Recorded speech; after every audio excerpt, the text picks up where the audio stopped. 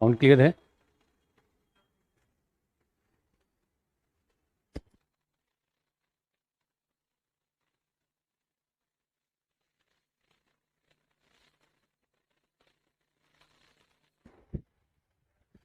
Good morning. Clear है? आवाज clear है? हम लोग टॉपिक नंबर 3 में हैं।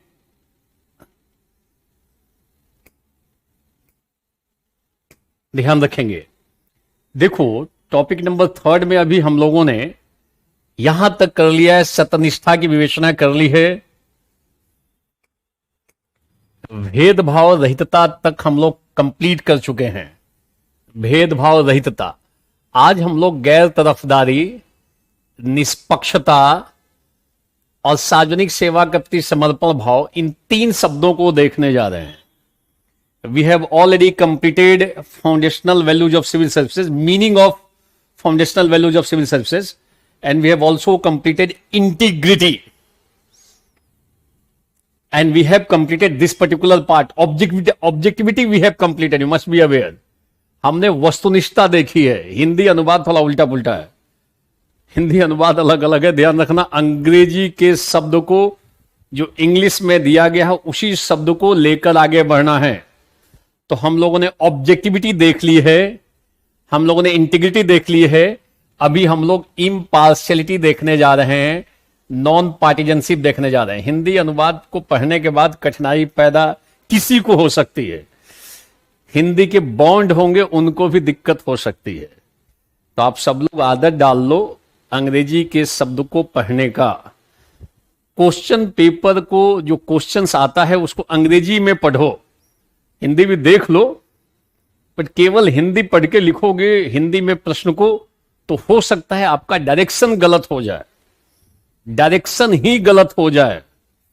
जैसे उदाहरण से एक बार फिर से मैं समझा रहा हूं, जैसे ये यूपीएससी का है, यूपीएससी ने क्या कर रखा है, निष्पक्षता का अनुवाद इन लोगों ने ऑब्जेक्टिविटी कर रखा है सिलेबस में।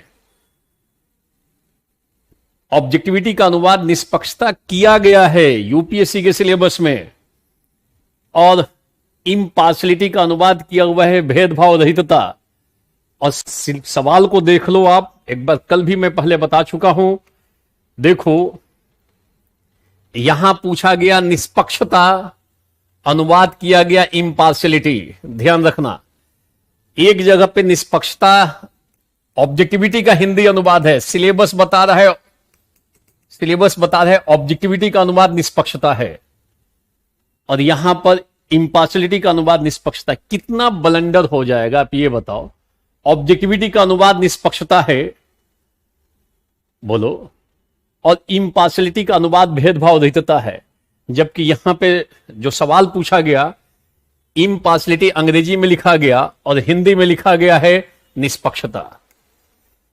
तो प्रश्न में कुछ और पूछा गया और सिलेबस कुछ और बता रहा है। तो समझ लो कितना ये, इसकी जानकारी ना, पूरी पढ़ाई एक तरफ, इसकी जानकारी एक तरफ। आप पूरा पढ़ के चले गए हो और पता चलता है कि इम्पार्शियलिटी आपने पढ़ा है, भेदभाव रहितता लिखना है, अनुवाद इसका कर रखा है यूपीएससी ने, इसका अनुवाद कर रखा है निष्पक्षता। ध्यान देना, कठिनाई है। तो आप इस कठिनाई से अवगत रहना, हमेशा अंग्रेजी का शब्द पढ़ना, उसी को पढ़ के लिखने का प्रयास करना। ध्यान देना अपनी चीजों को। और क्वेश्चन पेपर में दिखा के बता रहा हूं कि ऊपर में कुछ और अनुवाद है, नीचे में कुछ और अनुवाद है। इम्पार्शियलिटी का अनुवाद निष्पक्षता किया हुआ, ये देखो निष्पक्षता, और जबकि ऊपर में इम्पार्शियलिटी का दूसरा अनुवाद है। तो आप थोड़ा एक बार फिर से बारीक से देख लो, सिलेबस को देखो। सिविल सेवा के लिए बुनियादी मूल्य, पहला हम लोग मूल्य देख चुके हैं, सत्यनिष्ठा सिविल सेवा का एक बुनियादी मूल्य है। हम लोगों ने इसको देख रखा है, ऑब्जेक्टिविटी को अंग्रेजी में देखो, वस्तुनिष्ठा हमने देख रखी है, हमने इंटीग्रिटी देखी है, सत्यनिष्ठा देख लिया, करेक्ट। हमने ऑब्जेक्टिविटी अनुवाद हम लोगों ने किया है वस्तुनिष्ठता। एक बार इन चीजों को ध्यान से देखना, कोई कंफ्यूजन नहीं होना चाहिए। जो मैंने अनुवाद बता दिया वही ध्यान कर लो। क्या लिखा हुआ है सिलेबस में उसको लेके चलोगे तो भारी कठिनाई पैदा कर लोगे। और कई लोग कठिनाई पैदा करते हैं होशियार बनने के चक्कर में। विशुद्ध हिंदी में पढ़ के जाएंगे तो विशुद्ध हिंदी में पढ़ने का नतीजा भुगत रहा है हिंदी मीडियम। तो आगे बढ़ो आप। ध्यान देना, अभी हम लोगों ने जो देखा, हम लोगों ने सत्यनिष्ठा कल पढ़ा था। एक बार संक्षेप में कल वाली विवेचना कर लेते हैं, फिर आगे बढ़ेंगे। तो हम लोगों ने सत्यनिष्ठा के विभिन्न प्रकार देखे। बौद्धिक सत्यनिष्ठा होनी चाहिए, व्यावसायिक सत्यनिष्ठा होनी चाहिए। तो देख लो, एक पक्ष को देखते हैं और फिर थोड़ा आगे बढ़ेंगे। जैसे मान लो कोई भी आप व्यवसाय कर रहे हो, कोई भी व्यवसाय है, और व्यवसाय में अगर आगे बढ़ना चाहते हो, अब किसी भी व्यवसाय में आगे बढ़ना जरूरी है। आगे बढ़ने के लिए आगे बढ़ोगे ठीक से तो लाभ कमाओगे। लाभ कमाना, तो ध्यान देना, आप कोई अगर व्यवसाय कर रहे हो तो लाभ कमाना तो आपका उद्देश्य, मुद्रा मिले। मगर आगे बढ़ने के लिए दो चीजों की जरूरत है। आपके अंदर अभिक्षमता हो, आप बहुत अपने बिजनेस की बारीकियों को जानते हो, quite aware with each and every aspect of your business. आपको समय प्रबंधन, टाइम मैनेजमेंट, स्ट्रेस मैनेजमेंट सबका पता हो, कोऑर्डिनेशन हो, ये सब चीज होनी चाहिए। मतलब आगे बढ़ने के लिए आपके अंदर योग्यता, सामर्थ्य होना चाहिए, आपको कॉम्पिटेंट होना चाहिए। तब जाके आप अपने व्यवसाय को आगे बढ़ाओगे, लाभ कमाओगे। परंतु आगे बढ़ने के लिए केवल यही पर्याप्त नहीं है, बल्कि आपको आगे बढ़ने के लिए जिस व्यवसाय में हो तो कुछ नियम होते हैं, कुछ दिशा निर्देश होते हैं। दिशा निर्देश, guidelines, rules, regulations, accepted values, स्वीकृत मूल्य होते हैं। कुछ कानून भी होता है। हर एक व्यवसाय को चलाने के लिए कुछ नियम और कानून बने हुए हैं। तो आप बहुत योग्य हो, अच्छी बात है, परंतु व्यवसाय को आगे बढ़ाने के लिए इनका भी पालन जरूरी है। इसका भी पालन जरूरी है। नहीं तो व्यवसाय को आगे बढ़ाने के लिए आप अपनी क्षमता का और योग्यता का दुरुपयोग कर सकते हो। मेहुल चौकसी, नीरव मोदी, विजय माल्या, इन लोगों ने यही काम किया। इन लोगों ने अपने व्यवसाय को आगे बढ़ाने के लिए इनके ऊपर प्रहार किया। नियम, दिशा निर्देश, स्वीकृत मूल्य, कानून, सबका उल्लंघन किया। गलत तरीका अपना लिया, लाभ तो खूब कमा लिया इन लोगों ने, परंतु किस तरीके से? गलत तरीका अपना के। तो व्यवसाय को आगे बढ़ाने के लिए सामर्थ्य चाहिए, योग्यता चाहिए, यह भी चाहिए, परंतु उसके साथ साथ यह भी होना जरूरी है। जो व्यवसाय करोगे उससे कुछ नियम है, कानून है। आप कोई ऐसा फैक्ट्री मत बैठा लो कि आसपास पूरा जमीन बर्बाद कर दो, लोगों का अहित कर दो, सार्वजनिक हित पे प्रहार कर दो, लोगों का पैसे का गबन कर दो। यह काम नहीं होना चाहिए। तो यह भी जरूरी। और गांधी ने कहा था कि अगर नैतिकता विहीन व्यापार होता है तो पाप है। कोई व्यवसाय कर रहे हो तो नैतिकता युक्त होना चाहिए। कॉमर्स विथ नैतिकता युक्त व्यापार हो, कॉमर्स विथ मोरालिटी, नैतिकता युक्त व्यापार। ध्यान देना, अगर नैतिकता विहीन व्यापार हो रहा है तो वह पाप है। व्यापार करो, खूब आप ताकत रखो, खूब मेहनत करो, परंतु मोरालिटी भी हो। आप नियम का उल्लंघन मत करो। जो उस व्यापार के कुछ मूल्य हैं, जो कायदे बने हुए हैं, उन नियम और कायदों का उल्लंघन मत करो और लाभ कमाओ, कोई दिक्कत नहीं है। यह स्पष्ट हो जाना चाहिए। और देखो यह सवाल कहां पे आया, मैं सवाल दिखा रहा हूं, एकदम क्रिस्टल क्लियर हो जाना चाहिए। देखो सवाल पूछा है 13 में, पहले भी मैंने थोड़ी चर्चा की, अब यहां पे अच्छे से। व्यवसायिक सक्षमता के साथ साथ नैतिक होना किस प्रकार महत्वपूर्ण है?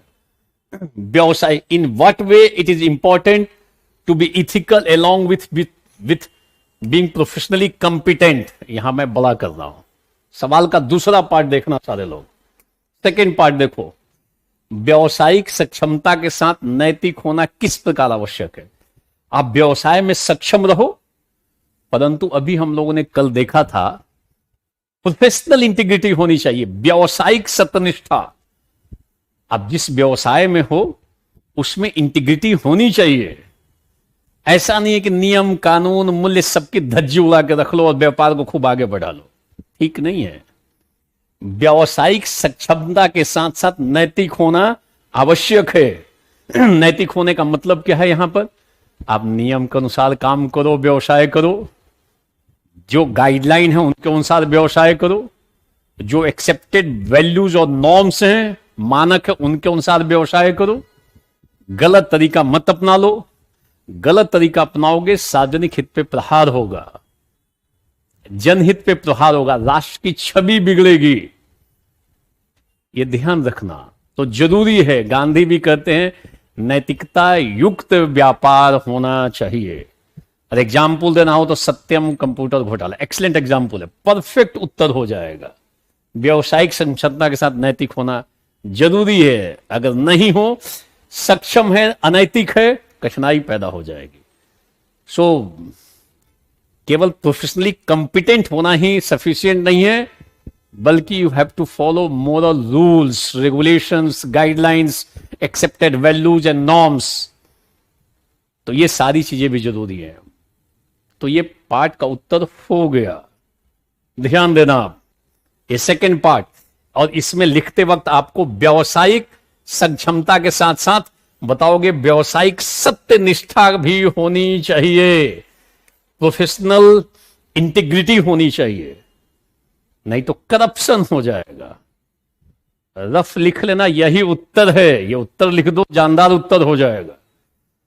ये ध्यान रखना, मैं आईएएस का सवाल बता रहा हूं, बच्चों वाला नहीं कि बच्चे वाली बात हो। व्यवसाय को आगे बढ़ाने के लिए क्षमता जरूरी है, योग्यता जरूरी है, परंतु साथ साथ इसका पालन जरूरी है, नहीं तो उसका दुष्परिणाम समाज को भुगतना पड़ेगा। काम खत्म। आईएएस का प्रश्न कंप्लीट। आगे बढ़ते हैं। अभी हम लोग देख रहे हैं, इस पाठ को देखने जा रहे हैं, नोट करेंगे सारे लोग। कौन सा पाठ? हम लोग अंग्रेजी में लिखेंगे। कौन सा पाठ लिखेंगे? अभी हम लोग देख लेते हैं। टॉपिक नंबर 3 पे आ जाते हैं। टॉपिक नंबर 3 लिखो आप, सारे लोग लिखना। इम्पार्शियलिटी लिखो आप, इम्पार्शियलिटी सारे लोग लिखो आप, इम्पार्शियलिटी। और हिंदी में लिखना भेद भाव रहितता या निष्पक्षता। ये ज्यादा बेहतर अनुवाद है। Impartiality must be aware. Is it clear?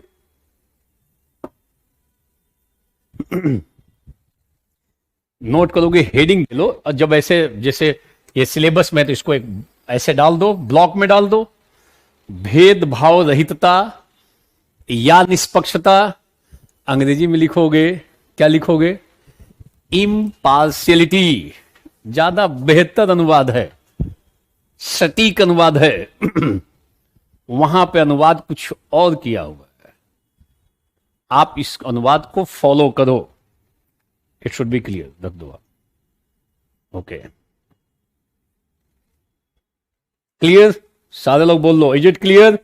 एक बात बोल लो, ये क्वेश्चंस का उत्तर समझ में आ गया ना पहले वाला? अब मैं आपके कमेंट को देखने की स्थिति में हूं। एक बात बोल दो, वो प्रश्न का उत्तर क्लियर हो गया? इम्पार्शियलिटी, भेदभाव रहितता लिखोगे या निष्पक्षता लिखोगे, दोनों करेक्ट अनुवाद है, कोई दिक्कत नहीं है। निष्पक्ष होना चाहिए। अगर आप भेदभाव नहीं कर रहे हो, इसका मतलब निष्पक्ष हो। इम्पार्शियल हो, किसी का पक्ष ले रहे हो, इसका मतलब आप भेदभाव कर रहे हो, तो आपको निष्पक्ष होना चाहिए। बोलो। और यही अनुवाद यूपीएससी ने किया है, इम्पार्शियलिटी का अनुवाद निष्पक्षता किया। तो आप भेदभाव रहितता भी लिख सकते हो, जो कि अपने सिलेबस में अनुवाद है। मैं जो ये बात बता रहा हूं, आप सिलेबस सारे लोग अगर हिंदी मीडियम के हो तो अंग्रेजी का सिलेबस पढ़ने की आदत डाल लो। ये भ्रम का शिकार मत रहो कि हमको तो हिंदी में बड़ा ज्ञानी हम आदमी है, तो सारा ज्ञान कठिनाई पैदा कर सकता है। ये हिंदी वाले अंग्रेजी का सिलेबस तक नहीं रखते हैं। कई सारे यहां 2.5 लाख में कोचिंग में पढ़ रहे हैं, उनसे पूछ लो कि इसका हिंदी इसका अंग्रेजी क्या है, कौन सा टर्म है, हवा नहीं है। हिंदी पढ़ के खुश है, और एक बार घुमा दिया जाए तो गलत ही लिख कर आएगा, वहां पर एग्जाम में गलत लिख कर आएगा वो, और लिख रहे हैं लोग। जब आपको इतना जानकारी मिल चुका है कि यूपीएससी के स्तर पे इंग्लिश को लेकर कठिनाई है, हिंदी को लेकर, तो आप सुधर जाओ या झंडा लेकर उतर जाओ फील्ड में कि पहले यूपीएससी को ही सुधार देना है कि यूपीएससी ठीक करे। अपना 1-2 साल उसमें लगा दो, या अपने को मॉडिफाई कर लो, उसके अकॉर्डिंगली अपने को चेंज कर लो। और लोग चेंज करते हैं, ये ध्यान रखना आप। Is it clear? ठीक है, लोगों को समझ में आ गया। यहां पे कई लोग 2.5 लाख दे के बड़े खुश रहते हैं, बड़े बड़े कोचिंगों में 2.5 लाख देगा, पीठ पे पिट्ठू बैग ला देगा, प्रचार भी करता हुआ सड़क पे जाता है। लगता है कि नहीं, वो अंग्रेजी वाले कम थोड़ा करते हैं, वो उनका मैच्योरिटी लेवल थोड़ा अलग है। लगेगा कि हम दूसरे का प्रचार ऐड क्यों करें, तो जनरली वो पिट्ठू बैग बांध के चलते नहीं है, और डालेंगे तो अपना कोई दूसरा टाइप का बैग डाल लेंगे कि हम ऐड क्यों करें चलते फिरते किसी का। वो थोड़ा अलग लेवल, आईएएस बनने जा रहे हैं। और कई सब तो हिंदी मीडियम वाले खुश रहते हैं कि पीछे लिखा हुआ है फलाना आईएएस, तो लोग जान ले कि ये बच्चे वाली तैयारी नहीं कर रहे हैं, ये आईएएस की तैयारी करने वाले हैं। उनके प्रति थोड़ा दृष्टिकोण बदल जाना चाहिए। ये भी लगे कि 2.5 लाख वाले कोचिंग में पढ़ रहे हैं ये, तो थोड़ा गौरव बोध होता है। सड़क पे चलते हुए चाल भी थोड़ी बदल जाती है, क्योंकि पीठ पे लिखा हुआ है कोचिंग का नाम और नीचे लिखा हुआ आईएएस, तो दिमाग चढ़ जाता है। इसी में वो खुश रहता है कि मैं आईएएस, मान लेता है कि मेरे स्टाम्प लग गया है मेरे ऊपर। थोड़ा इससे ऊपर उठ जाओ, ये सतही वाली बात से ऊपर उठो। डीएम बनने जा रहे हो तो ये लटके झटकों से क्या मतलब है। ऐसे लोगों को देख के आनंद लिया करो। अभी बता रहे हैं इम्पार्शियलिटी का मतलब क्या है। अनुवाद क्या करोगे इम्पार्शियलिटी का? निष्पक्षता या भेदभाव रहितता। क्यों करोगे अभी देख लो। ये देखो, मैं इसी से दिखा रहा हूं। ये देखो, निष्पक्षता पूछा, अनुवाद पूछा, इम्पार्शियलिटी। ये यूपीएससी पूछ रही है ना, मैं नहीं पूछ रहा। यूपीएससी अनुवाद किए हुए 16 में अनुवाद किया उसने, क्वेश्चन पेपर में बता दिया। आप हिंदी पढ़ के जाओगे तो कुछ और लिखकर आ जाओगे। इम्पार्शियलिटी, हिंदी अनुवाद, निष्पक्षता या भेदभाव रहितता भी कर लो और आगे बढ़ जाओ। थोड़ा मैं और देख लेता हूं, और कोई है क्या सवाल जहां पे इम्पार्शियलिटी शब्द आया हो? इम्पार्शियलिटी अभी देख लेते हैं। देखो, हमने जो अनुवाद किया था ऑब्जेक्टिविटी, देखो ये वस्तुनिष्ठता, ये अनुवाद सही अनुवाद है। और ये देखो, यूपीपीसीएस ने कब किया ये अनुवाद? यूपीपीसीएस ने 2018 में अनुवाद किया, इम्पार्शियलिटी, निष्पक्षता। और वहां पे ऑब्जेक्टिविटी का अनुवाद निष्पक्षता किया हुआ आईएएस ने। आप इन बारीकियों को ठीक से समझो, नहीं तो सारी पढ़ाई आप पढ़े, बहुत पढ़ के चले गए हो, ज्ञानी हो गए हो, और गलत दिशा में लिखकर आ जाओगे। यूपीएससी ने ऑब्जेक्टिविटी का अनुवाद हिंदी में निष्पक्षता किया है, ये निष्पक्षता का अनुवाद इम्पार्शियलिटी किया हुआ है। ये ज्यादा बेहतर अनुवाद है। आपको इम्पार्शियलिटी का अनुवाद निष्पक्षता करना चाहिए, नो प्रॉब्लम। ध्यान रखना आप मेरी बातों को।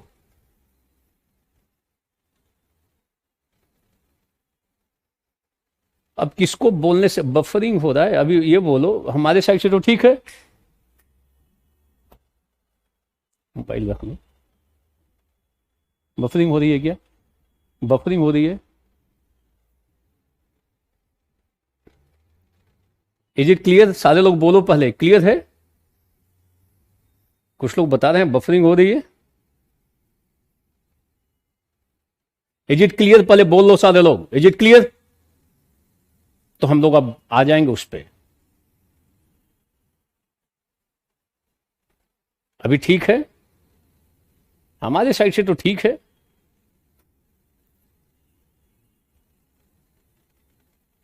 सारे लोग बोलो, इज इट क्लियर? क्लियर है? यस, आ गया। 10-20 लोगों ने लिख दिया, बहुत है। आगे बोलते हैं।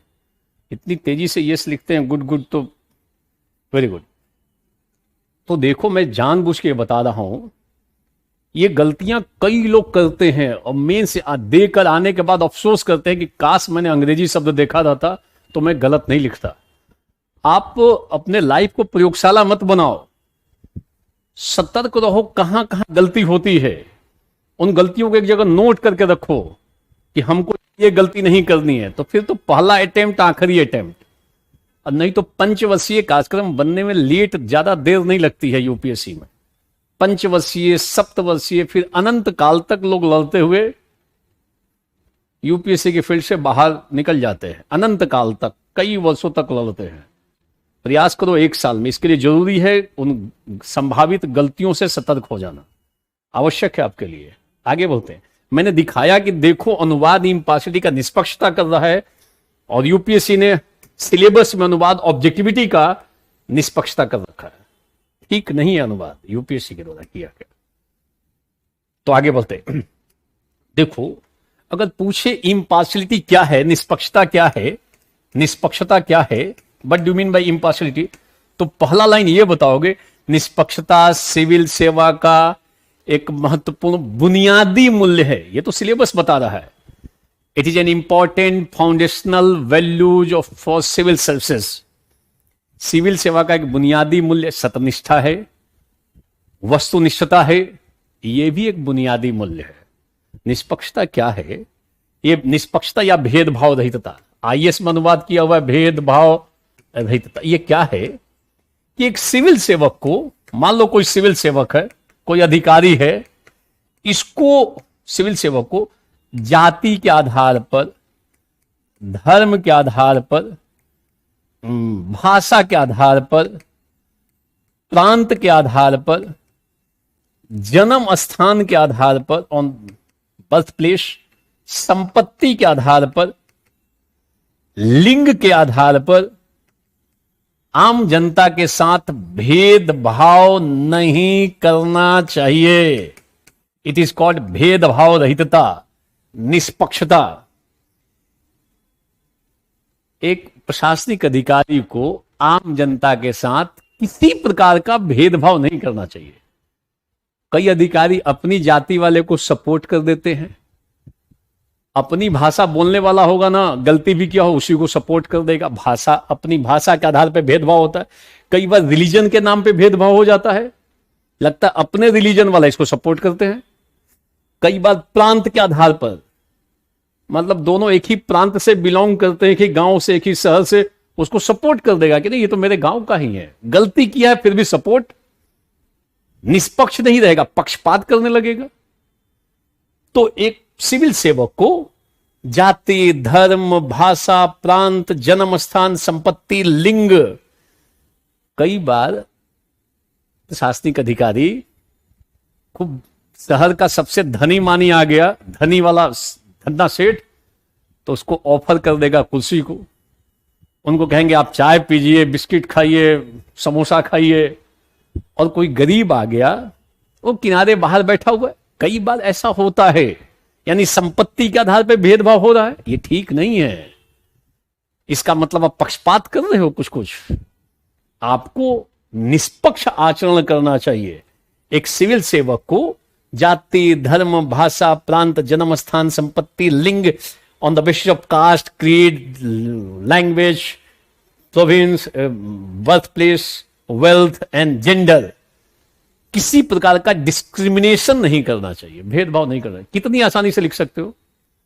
मैं पूछूं निष्पक्षता क्या, what do mean bye impartiality, तो लिखोगे सिविल सेवा का एक महत्वपूर्ण बुनियादी मूल्य है। ये तो सिलेबस बता रहा है, it's a foundational values for civil services. दूसरा लाइन क्या लिखोगे, एक सिविल सेवक को आम जनता के साथ किसी प्रकार का भेदभाव रहितता है, भेदभाव नहीं करना, भेदभाव से रहित आचरण करना चाहिए। तो भेदभाव कितने आधारों पे हो सकता है, किसको ग्राउंड बना के भेदभाव कर सकता है? जाति के आधार पर, धर्म के आधार पर, भाषा, प्रांत, जन्म स्थान, संपत्ति और लिंग, लिंग आदि के आधार पर आम जनता के साथ किसी प्रकार का भेदभाव नहीं करना चाहिए। It should be clear. पहले बोलो ये क्लियर हुआ?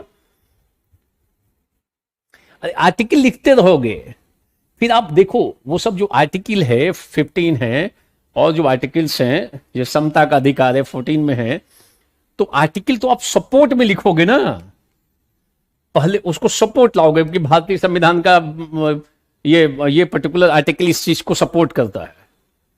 मगर पहले अगर पूछा जाए निष्पक्षता क्या है तो पहले मीनिंग बताओगे ना, और तथ्यों सपोर्ट कर दिए। अगर आपके पास ये जानकारी है तो प्लस पॉइंट है, वैल्यू एडिशन कर रहे हो आप।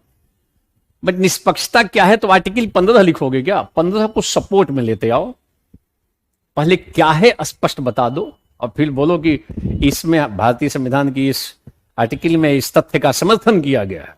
काम खत्म। Is it clear? आसानी से समझ लोगे ना, कौन सा कठिन काम है?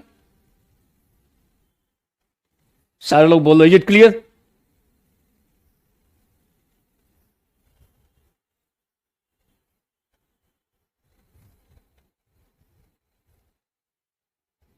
Okay clear? सारे लोग बोल लो एक बार की। ठीक है, वो सब आर्टिकल मुझे पता है, आर्टिकल पढ़ रखे हो, मुझे पता है, ज्ञान है, मैं उसको चैलेंज नहीं दे रहा हूं, अच्छी बात है। उसको सपोर्ट में लिखोगे, पहले मीनिंग बता दोगे, सपोर्ट में लगा दोगे, कोई दिक्कत नहीं है। Is it clear? ओके। अब देखो, प्रशासनिक अधिकारी के पास कई बार ऐसा अवसर मिलता है कि वो मनमानापन कर सकता है। उसको मनमानापन नहीं करना चाहिए, किसी प्रकार का किसी के प्रति जानबूझ के द्वेष नहीं रखना चाहिए, किसी भी जाति का हो, किसी भी धर्म का हो। और आप सब लोग कभी ना कभी ऐसी चीजें फेस किए होंगे कि कभी कभी कुछ अधिकारी, सभी नहीं, कुछ अधिकारी इन चीजों के आधार पर भेदभाव करते हैं, कुछ, सभी नहीं। तो ये उनको ऐसा काम नहीं करना चाहिए। उनको जो भी निर्णय और कार्य हैं उसमें भेदभाव नहीं हो। और आप देखो अब कैसे ये जरूरी है। सवाल क्या बन सकता है? बोल सकता है कि लोकतंत्र की सफलता के लिए, लोकतंत्र की सफलता के लिए निष्पक्षता आवश्यक है, विवेचन करें। ये नया सवाल। Impartiality is must for successful democracy. लोकतंत्र की सफलता के लिए निष्पक्षता, इम्पार्शियलिटी का होना अधिकारियों में आवश्यक है, विवेचन करें, स्पष्ट करें। लोकतंत्र की सफलता के लिए तो मामला लगता है कि अब लोकतंत्र और इम्पार्शियलिटी कैसे कनेक्ट करेंगे? तो ध्यान देना, शब्द की बारीकियों को देखना, संभावित सवाल लिख लेना। लोकतंत्र की सफलता के लिए इम्पार्शियलिटी का होना जरूरी है। इम्पार्शियलिटी मस्ट फॉर सक्सेसफुल या सक्सेसफुल डेमोक्रेसी। कैसे है? देखो, जो लोकतंत्र है, लोकतंत्र के कुछ मूल्य हैं जिसको हम लोकतांत्रिक मूल्य कहते हैं। लोकतांत्रिक मूल्य हो सकता है कभी सवाल आपसे पूछ दे, what do mean by democratic values? तो मैं पूछूं लोकतांत्रिक मूल्य क्या है, तो जरा लिख के बताओ, तो मैं देखता हूं कौन कौन लिख पाता है। ये प्रस्तावना से खींच लोगे, ध्यान देना। लोकतांत्रिक मूल्य, डेमोक्रेटिक वैल्यूज कौन से हैं? लोकतांत्रिक मूल्य क्या है? एक दो मूल्य को बताओ, किसी एक को, दो को, तीन को बताओ। आप लिख के जरा बताओ।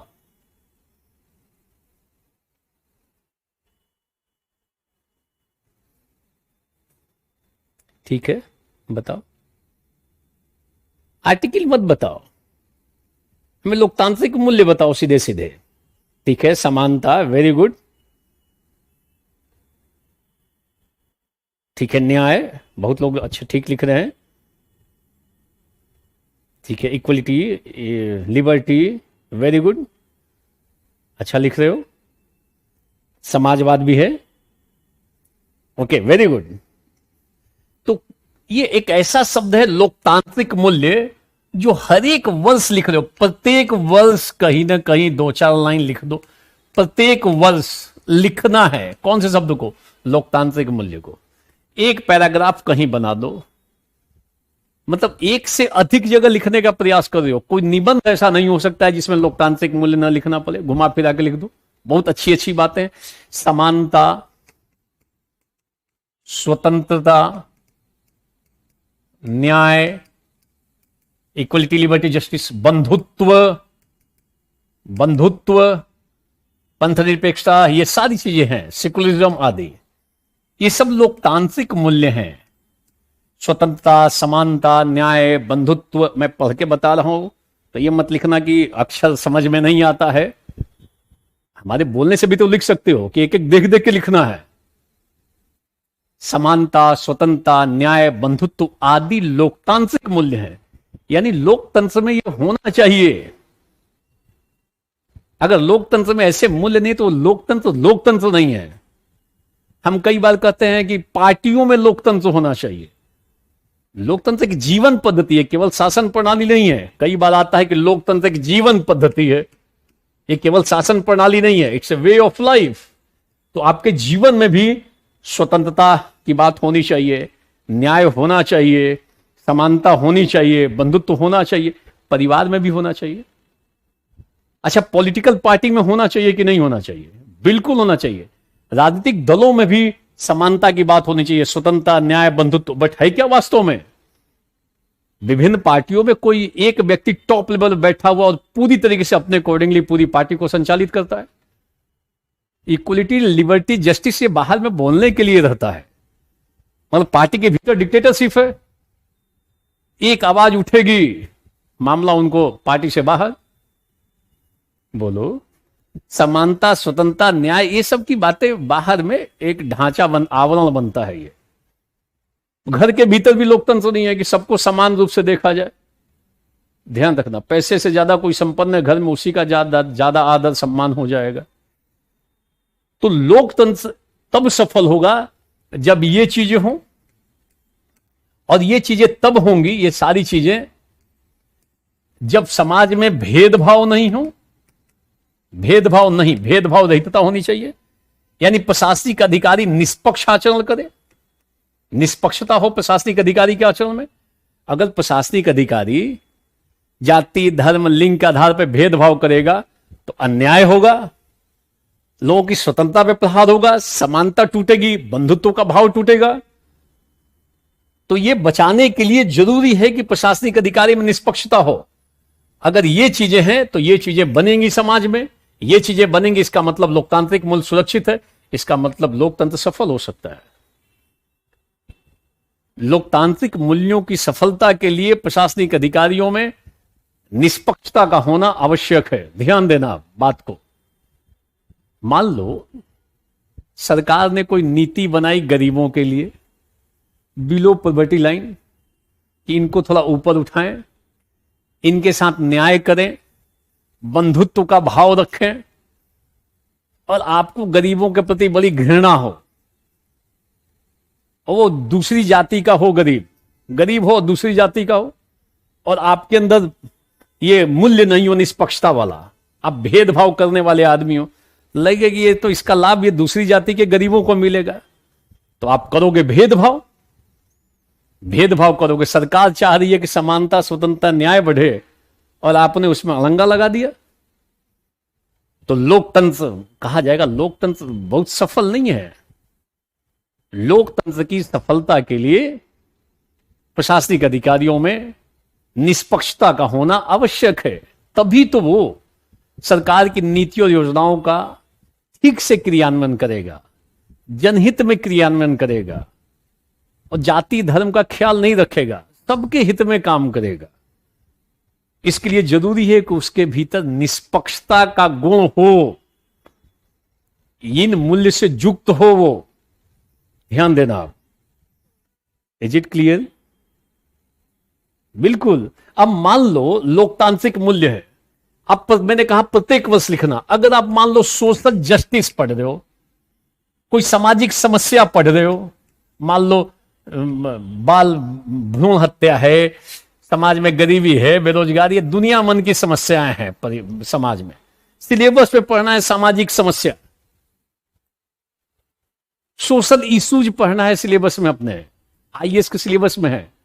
अब मान लो कोई भी सामाजिक मुद्दा पढ़ रहे हो, मान लो भ्रूण हत्या एक सामाजिक मुद्दा है, तो भ्रूण हत्या का लोकतांत्रिक मूल्यों पर प्रहार हो रहा है, स्वतंत्रता कट रही है, न्याय नहीं हो रहा है, जन्म से पहले से ही अन्याय शुरू है फीमेल जेंडर के साथ। अन्याय हो रहा है ना, भ्रूण हत्या एक प्रकार का अन्याय है। समानता की बात आपके भीतर नहीं है, आप उसकी स्वतंत्रता पे प्रहार कर रहे हो, स्वतंत्रता का हनन कर रहे हो। तो जब भी मान लो कोई सामाजिक समस्या लिखो, बोलो कि ये जो सामाजिक समस्या ना, जो भी सामाजिक समस्या हो, बोलो कि सामाजिक समस्या का लोकतांत्रिक मूल्यों पे प्रहार होता है। तो लोकतांत्रिक मूल्यों को सफल बनाने के लिए इस सामाजिक समस्या का निराकरण आवश्यक है। ये सामाजिक समस्या लोकतांत्रिक मूल्यों में बाधा उत्पन्न करती है। इतना महत्वपूर्ण ये शब्द है लोकतांत्रिक मूल्य। अब आपके कैलिबर के ऊपर निर्भर करता है कितनी जगह पे यूज करते हो। और नहीं तो जब पूछेगा लोकतांत्रिक मूल्य तो लिखोगे, नहीं तो कहोगे कि कैसे लिखे हम एक शब्द को 20 जगह यूज कर सकते हैं। कितना आपने उसके लिए इंटरडिसिप्लिनरी अप्रोच अपने भीतर डेवलप किया है।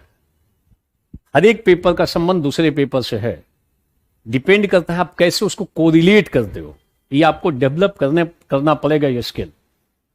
हम पढ़ रहे हैं पॉलिटी, लिख रहे हैं उसको तीसरी जगह पे, पढ़ रहे हैं इथिक्स, लिख रहे हैं उसको फर्स्ट पेपर में भी। ऐसा अप्रोच डेवलप हो गया, फिर तो आपको रोक कोई नहीं सकता है। पहला अटेम्प्ट आखिरी अटेम्प्ट हो जाएगा।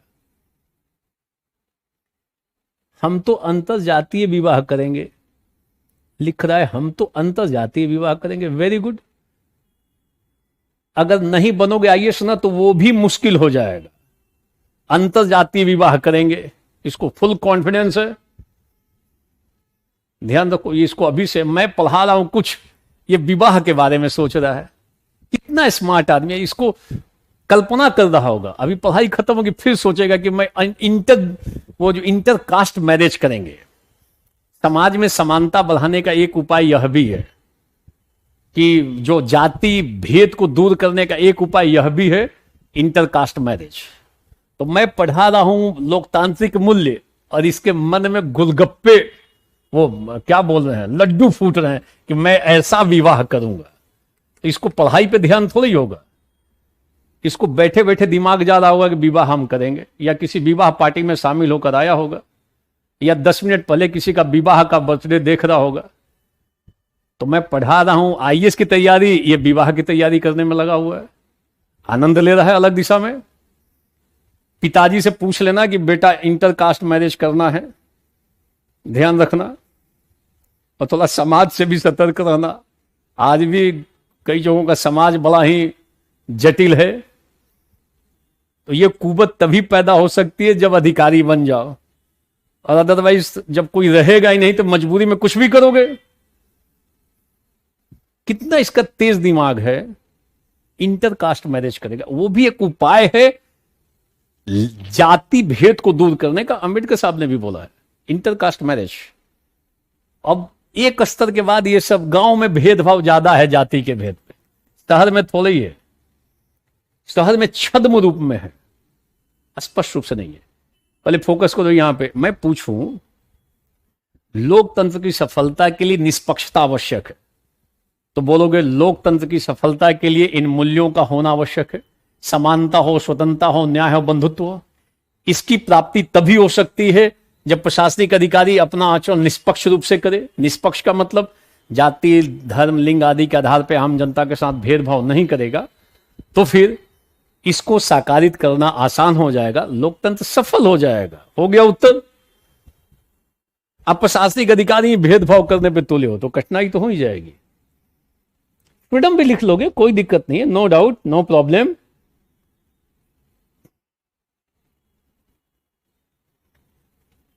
पूछ रहे सीमा हैदर के बारे में आपका क्या व्यू है। मेरा कोई व्यू नहीं है, ध्यान देना, आई हैव नो व्यू। पूछ रहे घंटों सोच लो उसी पे ही, सीमा हैदर के बारे में। वो उठा के ले गई है उधर में जो जांच एजेंसियां हैं, पता लगा रही है कि वास्तव में क्या स्थिति है। इतना प्रेम है, असीम प्रेम से प्रेरित है कि कुछ और प्रयोजन है। और दिन भर में 2 घंटा आप न्यूज सुनो सीमा हैदर के बारे में, मास्टरी कर लोगे और वही उठा के एग्जाम में लिख देना। मैं पढ़ा रहा हूं कुछ और, इसको सीमा हैदर याद आ रही है। कितना इसका दिमाग तीसरी दिशा में है। ये दिन भर यूट्यूब पे उसी संबंधित न्यूज देखता होगा।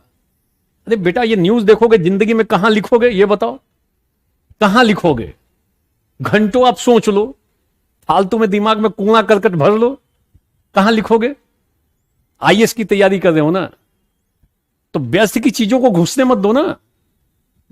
जो जरूरी चीजें वही, इसमें वही बहुत है।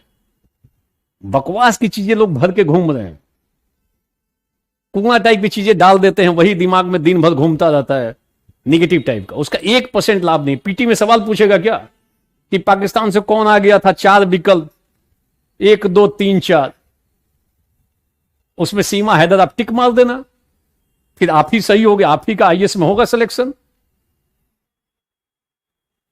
इररिलेवेंट चीजें पूछने की आदत बनी है, दिल पे मत लेना मैं बोलूं तो। इस सीमा हैदर के बारे में आपका क्या ख्याल है? तुम अपना ख्याल बनाओ, मुझे ख्याल नहीं बनाना है। आपका क्या ख्याल है तो मेरे चिंतन का विषय वस्तु नहीं है वो एजेंसियां तय करेंगी क्या है वो, वास्तव में उसकी स्थिति क्या है। हम क्यों उसमें इन्वॉल्व हो? आप दिन भर दिमाग लगा के एक अपना आइडिया बनाओ, ये ऐसा कैसे संभव है।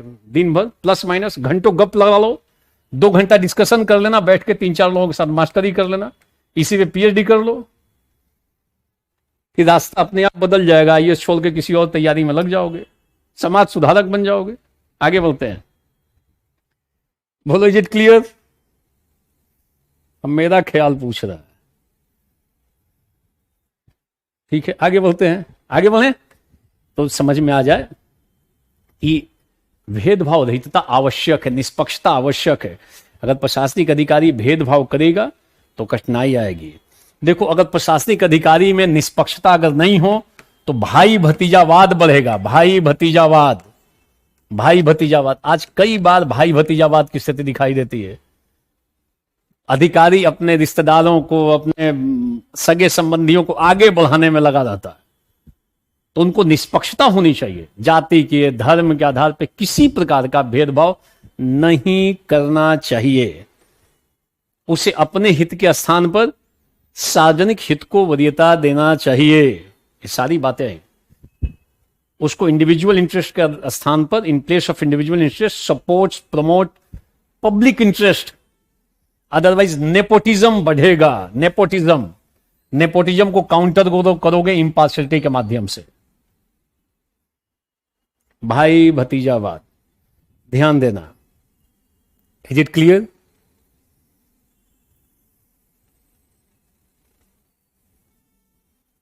ठीक है, भाई भतीजावाद बिल्कुल सही है। एक ने लिखा भाई भतीजावाद बढ़ेगा। तो प्रशासन में भाई भतीजावाद को रोकने के लिए निष्पक्षता का होना जरूरी है। ऐसा नहीं कि टेंडर अपनी जाति वाले को दे दे, अपने रिश्तेदार को दे दे, उनके ही सपोर्ट में काम करे, उन्हीं को जानकारी दे दे। ऐसा काम एक प्रशासनिक अधिकारी को नहीं करना चाहिए। Is it clear? बोलो इज इट क्लियर? यस, बिल्कुल। जब पक्षपात करेगा तो भ्रष्टाचार बढ़ेगा। भाई भतीजावाद है, इसका मतलब भ्रष्टाचार है। ये बिल्कुल ऑटोमेटिकली सब ऐसी चीजें कनेक्टेड है ना, निगेटिव चीजें कनेक्टेड हैं, एक साथ कनेक्टेड हैं। इससे अन्याय बढ़ेगा, भ्रष्टाचार बढ़ेगा, भाई भतीजावाद होगा, जनहित पे प्रहार होगा। अगर निष्पक्षता नहीं है तो सारी बातें आ जाएंगी। सवाल पूछा नहीं है आईएएस में, देखो यहां पे।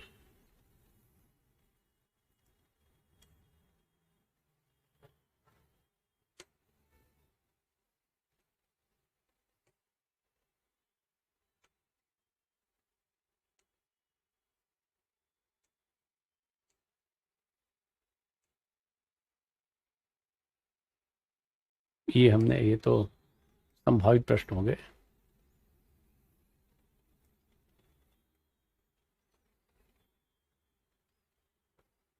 अब देखो, 2020 में आईएएस में पूछा, लोक सेवकों के लिए आवश्यक बुनियादी मूल्यों को संक्षेप में प्रस्तुत करें।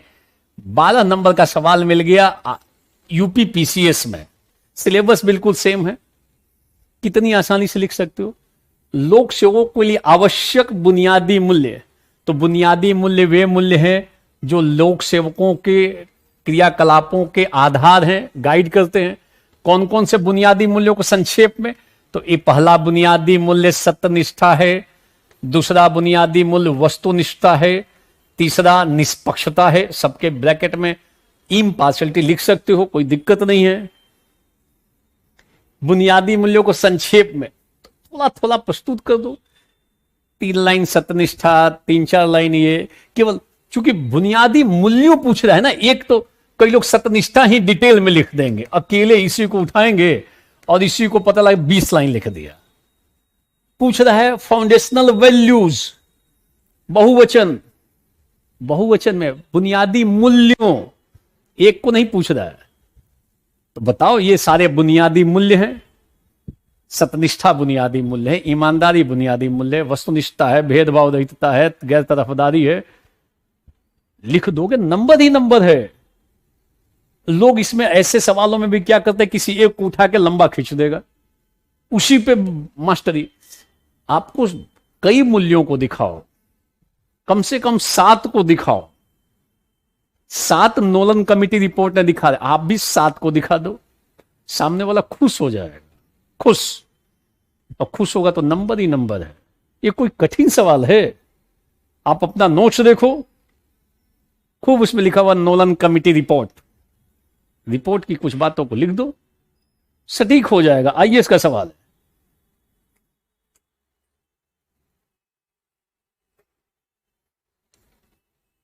ठीक है, ये हो गया। मूल्यों को समझाइए तो आगे देख लेंगे। और ये देखो, ये देखो इम्पार्शियलिटी पूछा कब, मैं बता रहा हूं कब पूछा। 2020 में 125 वर्ड्स में पूछा, इनको बताइए।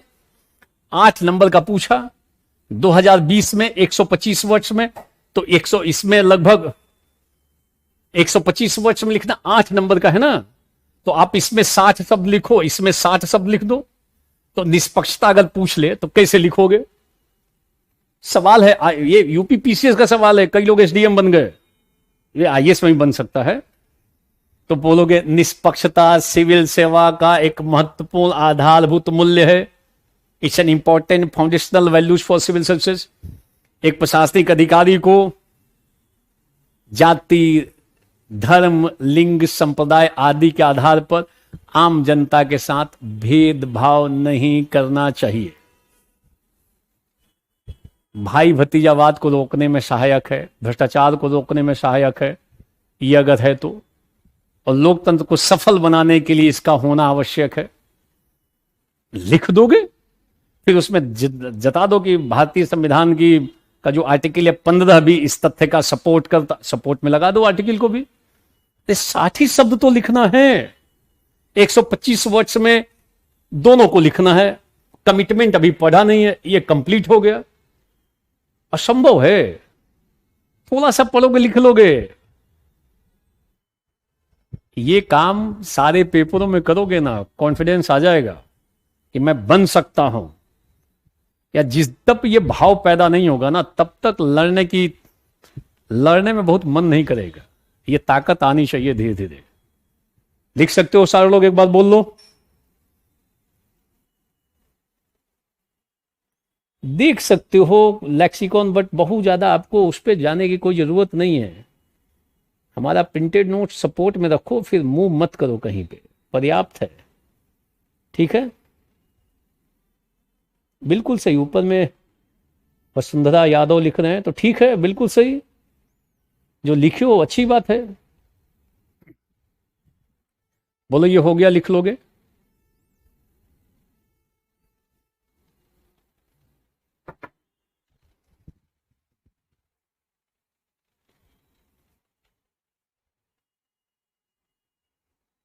क्या हो गया ये पार्ट? ठीक है, ठीक है, बिल्कुल लिख सकते हैं। सनी सिंह बोल रहे हैं सर, लिख सकते हैं। ये भाव पैदा हो जाए आप सबका। और मेरी क्लास में बैठो ना तो पूरा माहौल बना के बैठो। ऐसा नहीं कि उधर से म्यूजिक आ रहा हो, उधर से फलानी चीजें आ रही, उधर में 4 लोग कमरे में घूम रहे हो। ऐसा काम मत करो। पढ़ना है तो ठीक से पढ़ो, नहीं तो किनारे कर दो, बाद में पढ़ना। पढ़ाई करते वक्त वैसा माहौल भी, और आपकी जिम्मेदारी है वैसा क्रिएट करने का। आप जहां पे भी हो, जिस पोजीशन में हो, ऐसा नहीं कि लेट के पढ़ते हैं, अरे बैठो तो ठीक से बैठ के पढ़ लो। कई सब बनियान में भी बैठे होंगे, तो वैसे नहीं, प्रॉपर वे में बैठो। वो तो यहाँ पे उसका फोटो नहीं आता है। कई सब बगल में ही तमाम व्यवस्था भी लेके बैठे होंगे, थोड़ा खाते पीते रहते होंगे कि नहीं 1.5 घंटे की क्लास है, थक जाएंगे, कुछ लेना भी जरूरी है, तो थोड़ा 2 मिनट उधर चाय भी बना के आता होगा कि चलो तब तक 2 मिनट छूट भी जाएगा तो क्या अंतर पड़ता है। इस टाइप का भाव मत रखो, लेथार्जिकल अप्रोच प्रॉब्लम क्रिएट करेगा। पढ़ो तो ठीक से पढ़ो। ये देखो, अब हम लोग आगे चल रहे हैं, अब हम तीसरे पॉइंट्स पे आ रहे हैं। अभी हम लोगों ने इंटीग्रिटी देख लिया, सत्यनिष्ठा, इम्पार्शियलिटी देख लिया। अब हम लोग आ रहे हैं नॉन पार्टिजनशिप पे। नॉन पार्टिजनशिप, पार्टिजनशिप नोट करोगे, नॉन पार्टिजनशिप, अंग्रेजी यहां पे इसको लिखोगे गैर तरफदारी। नॉन पार्टिजनशिप, नॉन पार्टिजनशिप, गैर तरफदारी। अंग्रेजी में ध्यान रखना, यह ज्यादा जरूरी है। हिंदी अनुवाद बदल सकता है, फिर बदल सकता है यहां पर भी। ठीक है, लाइब्रेरी में पढ़ रहे हो, अच्छी बात है, शांतिपूर्वक पढ़ो। आइए इसका सवाल देखो, नोट्स दिया जा चुका है। ठीक है, रोशन पवार बोल रहे क्वेश्चन सर बन रहा है, वेरी गुड।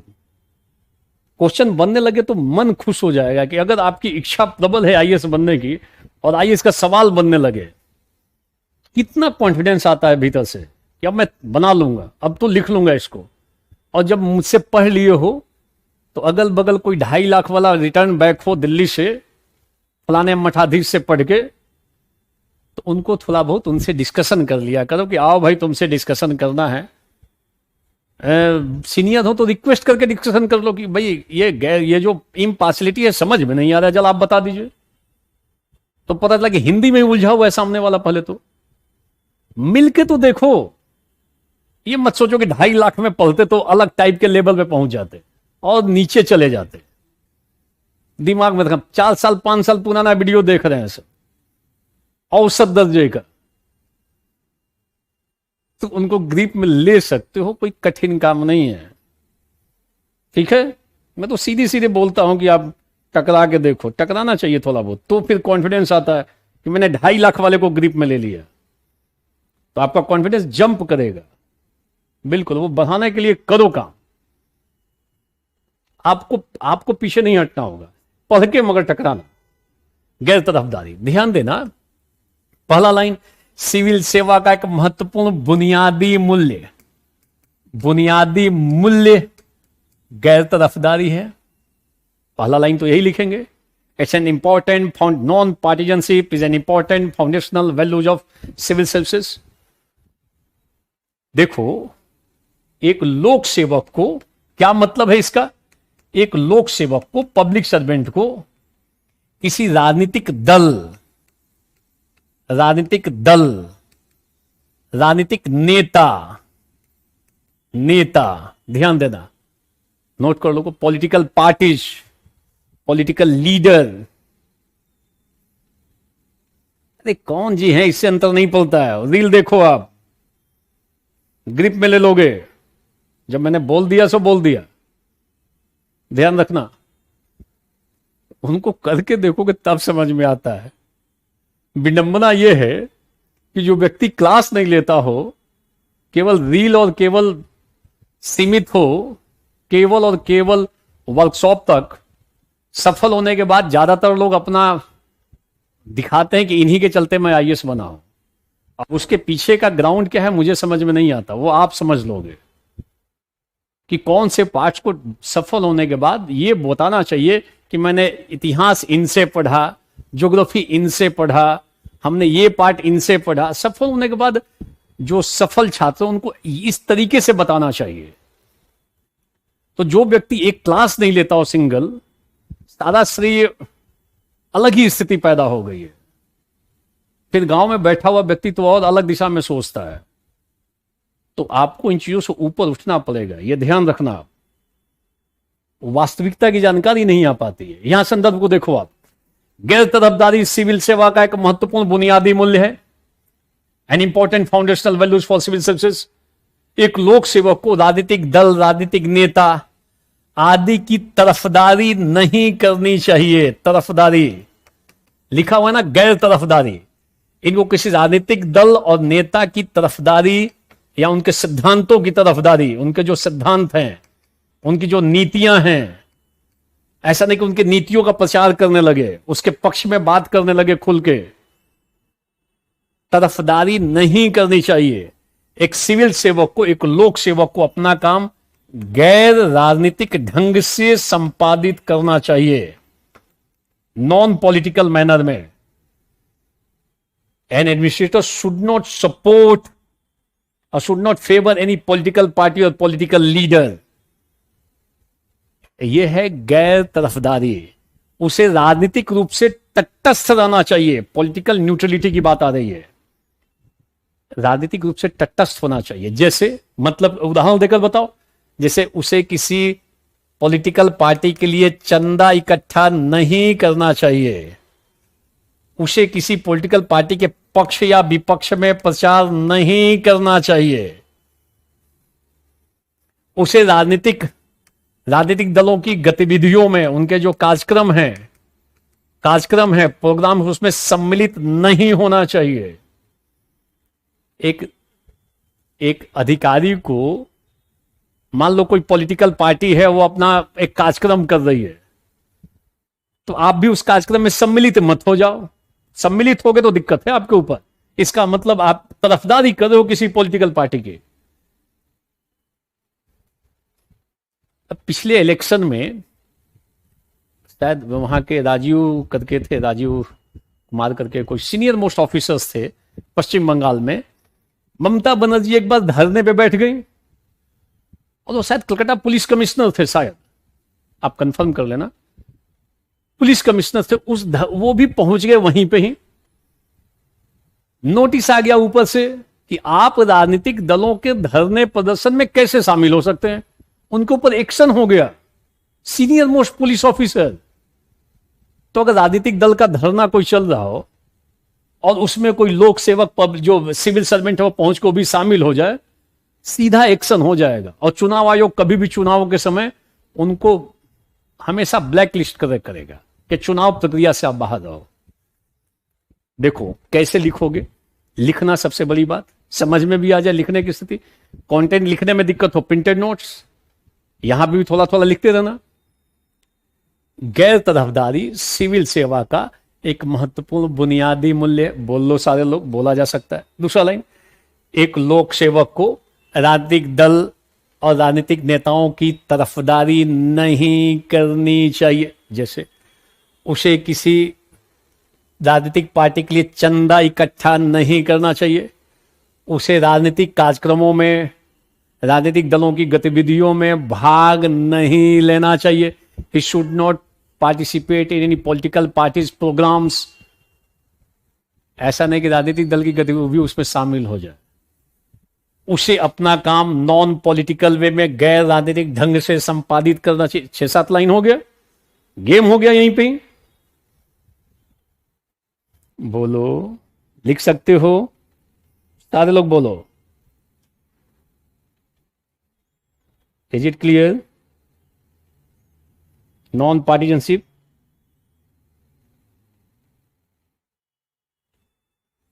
देखो विक्रम यादव वहां निष्पक्षता वाली बात करो, भेदभाव वाली बात करो, वहां पे तरफदारी वाली बात यहां पे रखो राजनीतिक दल में।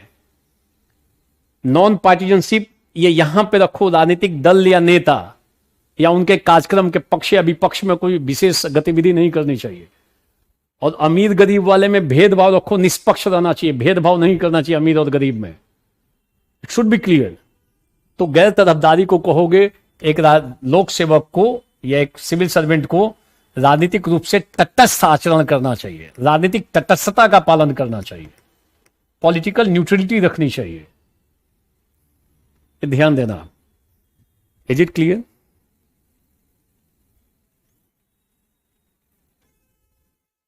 बोलो, इज इट क्लियर?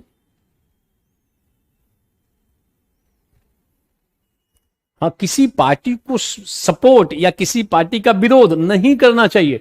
ध्यान देना, इसे तटस्थ रहना चाहिए।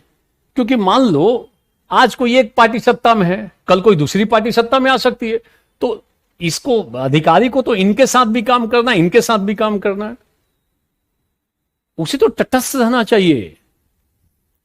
भाई मान लो आप कोई अधिकारी हो और आप किसी एक पार्टी को चाहते हो और दूसरी पार्टी सत्ता में आ गई, उसके साथ भी तो मिलकर आपको काम करना है।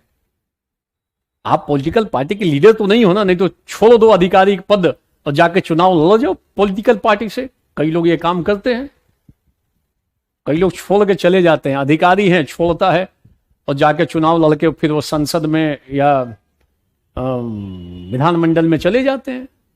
ऐसे बहुत सारे लोग हैं। मान लो अगर सवाल पूछ ले, संदर्भ को ध्यान देना, so he should not participate in political parties programmes. और मैंने बोला ना, राजनीतिक दल का धरना था, ममता बनर्जी ने धरना दे रखा था केंद्र सरकार के विपरीत, वो चुनाव आयोग का विरोध करने के लिए, और उस धरने में शामिल हो गए कलकत्ता पुलिस कमिश्नर। तो उल्लंघन हो गया ना गैर तरफदारी का। ये कोड ऑफ कंडक्ट का पार्ट है कि एक प्रशासनिक अधिकारी को राजनीतिक दलों के धरने और प्रदर्शन में शामिल नहीं होना चाहिए, उन्हें राजनीतिक दलों के लिए चंदा इकट्ठा नहीं करना चाहिए। तो अगर ऐसा कर रहा है, इसका मतलब वो तरफदारी कर रहे हैं किसी राजनीतिक दल की। तरफदारी करेंगे तो दिक्कत है। 7-8 लाइन हो गया, 2-4 लाइन और लिख देंगे, हो जाएगा क्लियर। मान लो अगर सवाल आ जाए, लोकतंत्र की सफलता के लिए गैर तरफदारी आवश्यक है प्रशासनिक अधिकारियों में। लोकतंत्र की सफलता के लिए प्रशासनिक अधिकारियों में गैर तरफदारी का होना आवश्यक है। विवेचन करें सवाल। Non partisanship is must for successful democracy. कैसे लिखोगे? उत्तर नया सवाल बन जाएगा। लोकतंत्र की सफलता के लिए प्रशासनिक अधिकारियों में नॉन पार्टीजनशिप, गैर तरफदारी का होना आवश्यक है। नया सवाल बन सकता है, हो सकता है दिख जाए लोकतंत्र की सफलता के लिए। तो लोकतंत्र जो होता है ये जनता का शासन है। लोक मतलब जनता, तंत्र का मतलब शासन, जनता का शासन है। लोकतंत्र जनता का शासन है, जनता के लिए शासन है, जनता के द्वारा शासन है। लिंकन की परिभाषा है लोकतंत्र की या जनतंत्र की। तो लोकतंत्र किसका शासन, एक बार लिख के बताओ सारे लोग जरा लिख के बताओ, लोकतंत्र किसका शासन है? लिख के बताओ, लोकतंत्र किसका शासन है?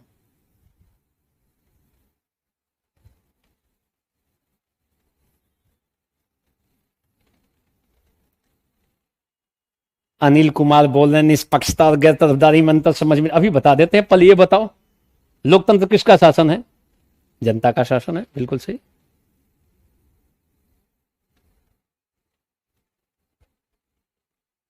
ठीक है, जनता का शासन है, जनता का शासन है। इसको पहले कर लेते हैं, फिर एक जो सवाल है अनिल का या किसी ने पूछा, मैं उसको क्लियर कर दूंगा कि निष्पक्षता और इसमें क्या अंतर है गैर तरफदारी में। पहले इसको क्लियर कर लेते हैं। जनता का शासन सुनिश्चित, जनता का शासन कैसे सुनिश्चित होता है? चुनाव के माध्यम से। चुनाव होता है तो जनता का शासन सुनिश्चित किया जाता है। चुनाव होता है, हम जाते हैं, वोट देते हैं, जिसको चाहते हैं उसको सत्ता में ला देते हैं। जनता का शासन है। जनता का शासन कैसे सुनिश्चित होता है? चुनाव के माध्यम से।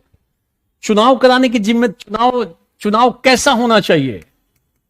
चुनाव होना चाहिए इलेक्शंस के माध्यम से, स्वतंत्र हो, निष्पक्ष हो, भय मुक्त हो, नैतिक हो। यानी डेमोक्रेसी जो है ये जनता का शासन है और इसको it is actualise through election. Election जो है फ्री हो, फेयर हो, इथिकल हो, फियरलेस हो। चुनाव जो है ना स्वतंत्र चुनाव होना चाहिए, निष्पक्ष चुनाव होना चाहिए, भय रहित चुनाव होना चाहिए, नैतिक तरीके से चुनाव होना चाहिए। ये 4 टेक्निकल टर्म्स ध्यान रखना। चुनाव ऐसा होना चाहिए। और ऐसा अगर चुनाव है, चुनाव होना चाहिए, कैसा चुनाव हो? स्वतंत्र, free, fair and such kind of things. ऐसे चुनाव कराने की जिम्मेदारी किसकी होती है? चुनाव आयोग की, इलेक्शन कमीशन की। चुनाव आयोग की ड्यूटी है कि वो चुनाव, इलेक्शन फ्री, फेयर और इस तरीके से कराए। पश्चिम बंगाल में देख लो चुनाव कैसे हुआ। अभी जो पंचायत चुनाव था वो भयमुक्त था क्या? भयमुक्त नहीं था, भययुक्त था। भययुक्त था, मुक्त नहीं था, भययुक्त था। डर ही लोगों को लग रहा था कब कहां से गोली चल जाए, बम चल जाए, उड़ जाए। और पिस्टल दिखाते हुए लोग दिख रहे थे। अभी कहीं पे भी हो, ये कोई एक पार्टी विशेष की बात नहीं है, ध्यान रखना। लिखते वो किसी खास पॉलिटिकल पार्टी का नाम कभी नहीं लिखना है, समझने के लिए बता रहा हूं। चुनाव स्वतंत्र हो, निष्पक्ष हो, तभी तो जनता का शासन कब होगा? जनता का शासन होगा चुनाव के माध्यम से। चुनाव का कराने की जिम्मेदारी किसकी? चुनाव आयोग की। चुनाव आयोग चुनाव कराने के लिए किसकी मदद लेता है? इलेक्शन कमीशन किसकी मदद लेगा? ऑब्जर्वर बना के भेजता है कई सारे लोगों को। तो चुनाव आयोग कई फोर्सेस के साथ साथ अधिकारियों की मदद लेता है। आप देखोगे जहां पे भी चुनाव होता है वहां पे जो डीएम है, जो वहां के एसपी सिटी हैं, इनकी महत्वपूर्ण भूमिका रहती है। और अगर एसपी और कहीं का डीएम दोनों लोग आपस में मिल जाए तो वो लोग चुनाव प्रक्रिया को कुछ ना कुछ प्रभावित कर सकते हैं, प्रभावित कर सकते। अगर इनका झुकाव किसी राजनीतिक दल के प्रति हो, किसी नेता के प्रति हो, तो पूरे पॉलिटिकल प्रोसेस को, इलेक्शन प्रोसेस को ये कहीं ना कहीं से प्रभावित कर सकते हैं। करेंगे निश्चित तौर पर, ऐसा नहीं मैं बोल रहा हूं, कर सकते हैं यदि ये किसी पॉलिटिकल पार्टी के साथ गठबंधन बनाए हुए तो हमेशा चुनाव जो है ना निष्पक्ष हो, स्वतंत्र हो। आप जनता चाहती है कि फलाने जी का शासन हो और अधिकारी चाह रहे हैं कि फलाने जी सत्ता में आ जाए, फिर तो जनता का शासन नहीं होगा। ध्यान रखना, नया सवाल बन सकता आएगा ना तो बहुतों के तो ऊपर से क्रॉस कर जाएगा। लोकतंत्र की सफलता के लिए प्रशासनिक अधिकारियों में गैर तरफदारी का होना आवश्यक है। बताएंगे लोकतंत्र जनता का शासन है। जनता का शासन चुनाव के माध्यम से साकारित होता है। चुनाव स्वतंत्र, निष्पक्ष, भयमुक्त और नैतिक होना चाहिए। ऐसे चुनाव की जिम्मेदारी चुनाव आयोग को होती है। चुनाव आयोग इस क्रम में अधिकारियों की मदद लेता है। अब यदि अधिकारी में गैर तरफदारी नहीं हो तो फिर वो चुनाव प्रक्रिया को प्रभावित कर सकते हैं। जनता चाहती इनको जिताएं, अधिकारी चाह रहे हैं इनको जिताएं, तो फिर जनता का शासन कैसे होगा? तो जनता का शासन होने के लिए प्रशासनिक अधिकारियों को किसी भी राजनीतिक दल या नेता की तरफदारी नहीं करनी चाहिए, तो फिर लोकतंत्र सफल हो जाएगा। इसको व्यवस्थित तरीके से घुमा देना। और successful democracy non partisan is must. लोकतंत्र जनता का शासन है। बोलो, ये जनता का शासन एक्चुअलाइज होगा थ्रू इलेक्शन।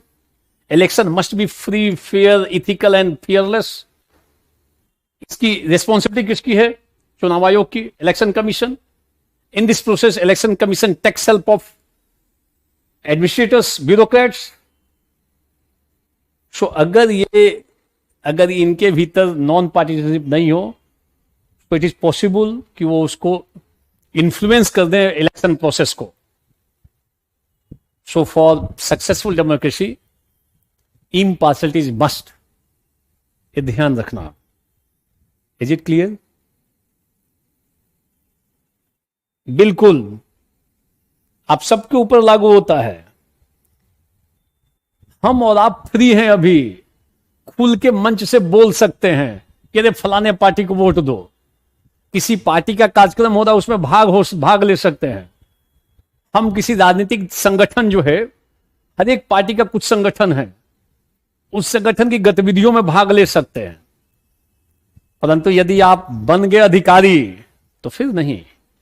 पॉलिटिकल पार्टी की गतिविधियों में भाग लोगे तो एक्शन हो जाएगा। आप ब्लैक लिस्टेड हो सकते हो। ध्यान देना, चुनाव आयोग के पास सारे अधिकारियों की लिस्ट रहती है। इसलिए देखोगे चुनाव अभी होगा ना, मान लो अभी चुनाव हो रहा हो, आगे में 24 में चुनाव हो, मान लो बंगाल है, बिहार है, यूपी है, तो इलेक्शन कमीशन के पास लिस्ट है कि कौन कौन सा चुनाव अधिकारी राजनीतिक दलों के साथ बड़ा घनत्व रखता है।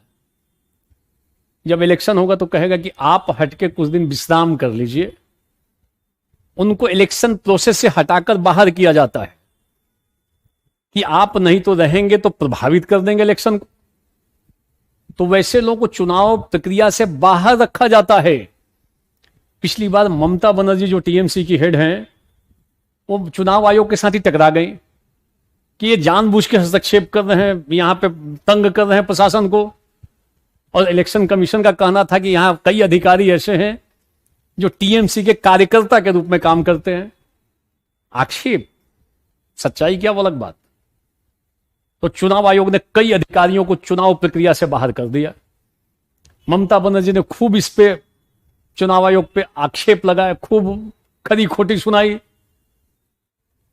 और चुनाव आयोग चाहता था कि जो चुनाव हो उसको किसी प्रकार से गलत रूप से प्रभावित न किया जाए, जनता का शासन स्थापित हो।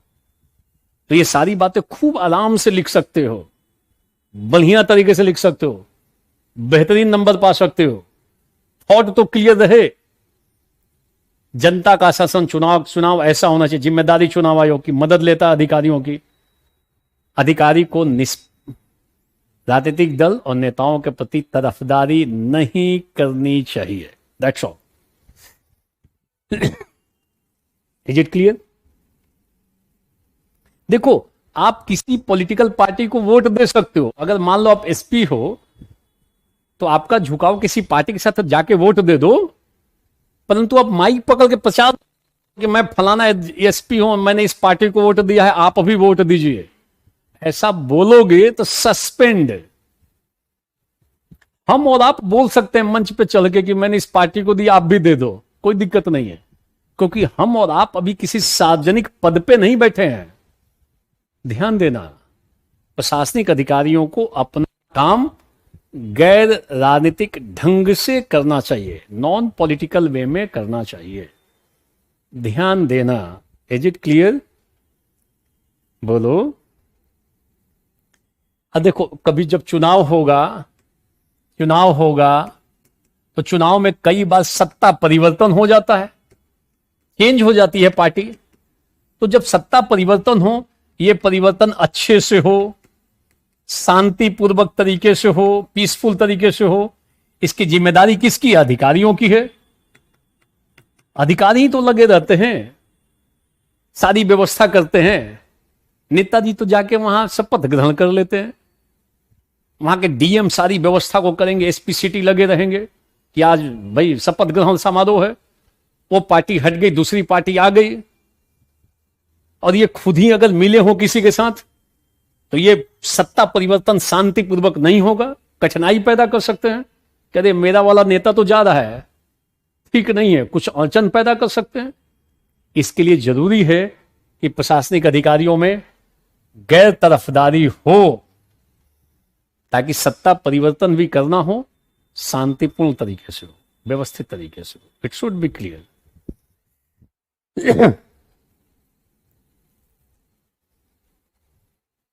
अब मैं उस प्रश्न को एक समझा देता हूं जो किसी ने पहले पूछा था, सर इम्पार्शियलिटी और नॉन पार्टिजनशिप में अंतर क्या है? ध्यान देना, आप अधिकारी हो अगर मान लो,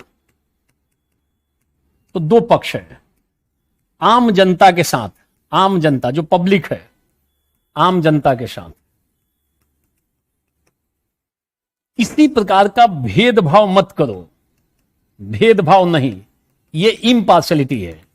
आप जाति, धर्म, लिंग, संप्रदाय आदि के आधार पर भेदभाव नहीं करना चाहिए, तो ये हो गया निष्पक्षता, इम्पार्शियलिटी। और एक अधिकारी को किसी राजनीतिक दल, पॉलिटिकल पार्टी या नेता के पक्ष या विपक्ष में काम नहीं करना चाहिए, यह हो गया गैर तरफदारी। गैर तरफदारी, उसे राजनीतिक रूप से तटस्थ रहना चाहिए। चुनाव को निष्पक्ष रूप से संपन्न कराना चाहिए, सत्ता परिवर्तन शांतिपूर्वक हो, यह काम करना चाहिए। राजनीतिक दलों के इशारे पे काम नहीं करना चाहिए। मान लो कई बार कोई नेताजी, आप अधिकारी हो, कोई नेताजी आए और उन्होंने कहा कि देखो भाई अधिकारी आप हो, ऑफिसर हो, मेरा ये काम कर दो, मेरा काम है कर दो। तो अगर नेताजी का काम, मान लो वहां के सांसद हो, विधायक जी हो, और वो डीएम महोदय को कोई काम बोले, एसपी महोदय को काम बोले, वो जनप्रतिनिधि है, तो अगर वो काम कानून के अनुसार करने लायक है तो आप करोगे। ऐसा नहीं कि हम तो बिल्कुल कुछ भी नहीं करेंगे आपके लिए, करोगे, आप जनप्रतिनिधि हैं। बट अगर नेताजी, सांसद महोदय, विधायक जी कोई ऐसा काम बोल रहे हो जो नियम के विपरीत है, कानून का उल्लंघन है, तो आप पोलाइटली मना कर दोगे, दृढ़तापूर्वक, विथ फर्मनेस, विनम्रता के साथ दृढ़तापूर्वक मना करोगे, शब्द का प्रयोग करोगे विनम्रता के साथ।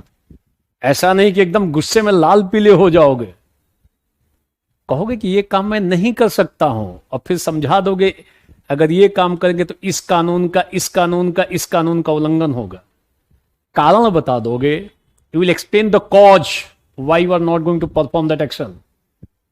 मना कर दोगे अगर कोई गलत काम बोल रहे हो तो आपका दायित्व तो बनता है।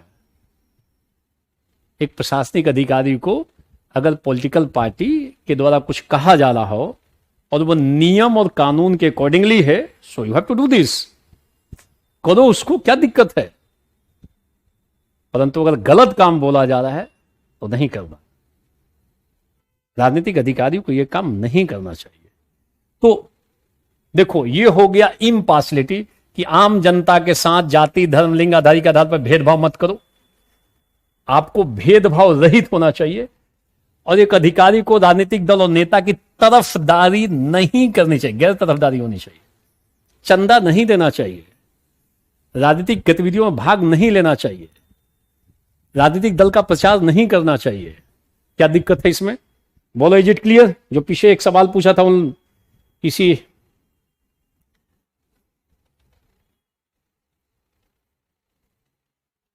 Is it clear? बोल लो, जिसने सवाल पूछा था वो बता दें। धमकी देगा तो धमकी को मानोगे नहीं, दबाव डालें तो मत मानो। दबाव, अगर गलत काम का दबाव है तो इनकार कर दो और कारण बता दो विथ एक्सप्लेनेशन। आप कारण बताओ कि मैं इस काम को क्यों नहीं कर सकता हूं, इन कारणों से मैं नहीं कर सकता हूं। अच्छा, नेताजी क्या कर लेंगे? आपका ट्रांसफर करा सकते हैं, और क्या कर सकते हैं? ट्रांसफर के लिए रेडी रहो। अशोक खेमका जो एक हरियाणा कैडर के हैं, सीनियर ऑफिसर है, 55 बार लगभग ट्रांसफर हो चुका है, बात ही नहीं सुनते हैं। जो आता है उसको ट्रांसफर करता है। उनका बहुत अच्छे अधिकारी में उनकी गिनती होती है। बोलो रुपेंद्र कृष्णा, जिसने सवाल पूछा तो वो भी बता दे कि हाँ क्लियर हो गया। तो ये दोनों का अंतर क्लियर हो जाए। एक हो गया भेदभाव नहीं, तब भेदभाव मत करो, राजनीतिक दलों की तरफदारी मत करो। क्या दिक्कत है?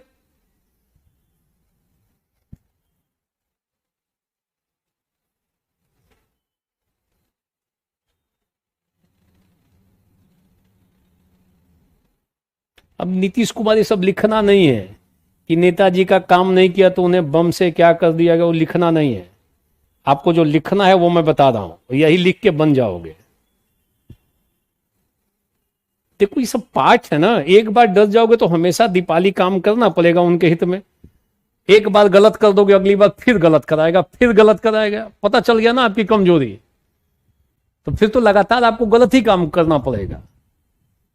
एक बार एक अधिकारी से मेरी बात हुई, मैंने कहा कि क्या कैसा तुम्हारा चल, बोले सर काम का बहुत दबाव है, बहुत सर प्रेशर है वर्क का।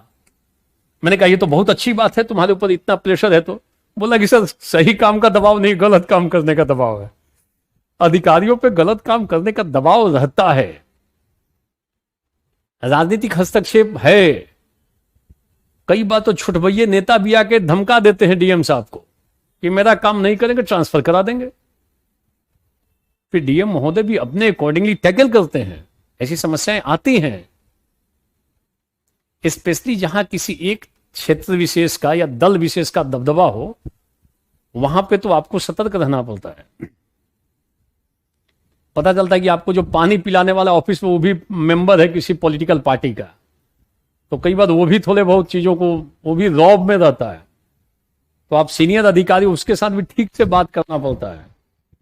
आप गुस्से में और उसको थोड़ा अनाप शनाप बोल के बोलोगे, वो भी झंडा उठा के खड़ा हो जाएगा आपके एंट्री में। तो आपको बैलेंस करना पड़ता है, संतुलन बनाना पड़ता है। अब जहां पे भी हो, अब जिस शहर में जाओगे पोस्टिंग करोगे, कुछ ना कुछ ऐसी चीजें रहती हैं, सबको मैनेज करना पड़ता है, एक अधिकारी को करना पड़ता है, तब वो आगे बढ़ता है। ध्यान देना आप। Is it clear?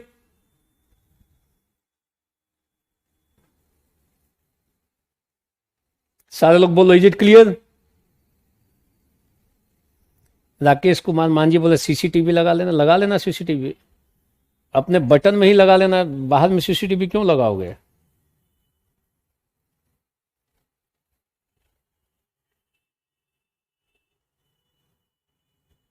Is it clear? शब्द देखो, शब्द स्पष्ट। अभी केवल पढ़ने का रखो कि हम कैसे लिख लें, सवाल बन जाए, इतना तक केवल ध्यान दो। अनाप शनाप तीसरी चौथी जगह मत जाओ। ये देखो, पढ़ रहे हैं सवाल बन रहा है, पढ़ रहे हैं सवाल बन रहा है, खूब इसी में इन्वॉल्व रहो ना। क्यों तीसरी चौथी जगह जाते हो? वो एरिया बहुत बड़ा है, उसमें उलझ जाओगे वैसी चीजों में जाके। अपने को तो ये ध्यान रखना है कि हम जो पढ़ रहे हैं एग्जाम में लिख लेंगे, जो सवाल आ रहा है उसका उत्तर समझ में आ रहा है। ये भाव पैदा होना चाहिए। आपका लक्ष्य तीसरे दिशा में नहीं जाना है। और हर एक प्रशासनिक अधिकारी के सामने कभी ना कभी ऐसी समस्याएं आती हैं, उनको उसको टैकल करना पड़ता है तरीके से। उस सीमा तक मान लेते हैं हम बात जहां तक कानून का उल्लंघन नहीं हो रहा हो, फिर अपने हाथ खड़ा कर देते हैं कि ये तो हो ही नहीं सकता है, इसमें दबाव है, फिर समझा देते हैं कि हम ही नहीं आप भी फंसिएगा। तो अधिकार सामने वाला नेताजी को भी लगता है बात सही बोल रहा है, कालांतर में मेरे ऊपर भी जांच बैठ जाएगी। तो ऐसा खूब चलता है, मैनेज करना पड़ता है अधिकारी को। ठीक है, इसको बोलते हैं नॉन पार्टिजनशिप, गैर तरफदारी। सनी सिंह कि एक प्रशासनिक अधिकारी को राजनीतिक दल और नेताओं की तरफदारी नहीं करनी चाहिए। आज देखो कई जगहों पे आज जैसे बीजेपी आक्षेप लगा रही थी टीएमसी पे कि टीएमसी ने प्रशासन का राजनीतिकरण कर रखा है। मतलब प्रशासन में जो लोग बैठे वो टीएमसी के कार्यकर्ता की तरह काम कर रहे हैं। सेम यही कांग्रेस पार्टी कई बार बीजेपी पे आक्षेप लगाती है कि बीजेपी ने राजनीतिक दलों का राजनीतिकरण कर रखा है, ये जो एडमिनिस्ट्रेशन का। तो ये अलग अलग पक्ष है। हम दल विशेष का नाम लिखने से बचेंगे। आरोप प्रत्यारोप का दौर चलता रहता है राजनीति में, और जो विपक्ष में रहता है वो सत्तारूढ़ दल पे आक्षेप लगाता है कि ये प्रशासनिक अधिकारियों को, प्रशासनिक अधिकारी राजनीतिक दलों के नेता के रूप में, सदस्य के रूप में काम कर रहे हैं। ऐसा आक्षेप लगाया जाता है, बहुत सालों से लगता रहा है। आपको उसमें चंदा आदि, पार्टिसिपेट आदि नहीं करना चाहिए एक राजनीतिक, एक प्रशासनिक अधिकारी को। ठीक है, अब ये मत लिखो कौन सी पार्टी अच्छी, हमसे मत पूछो। जो आपको अच्छा लगता है आप उस पार्टी को वोट दे देना। ठीक है, ओके, क्लियर? सारे लोग बोल लो, दोनों ग्रुप बोल लो, जो एक लाइव में हो और दूसरा ग्रुप जो ऐसे है। ठीक है, सत्यम मिश्रा बोल रहे कई सारा काम लबासना में सीखेंगे, बट यहां पढ़ के जाओगे तब ना लबासना जाओगे। सत्यम, पहले यहां लिखने की ताकत पैदा कर लोगे तो वहां लबासना में चले जाओगे, फिर तो वहां जीवन ही बदल जाएगा, स्वर्ग तुल्य जीवन हो जाएगा।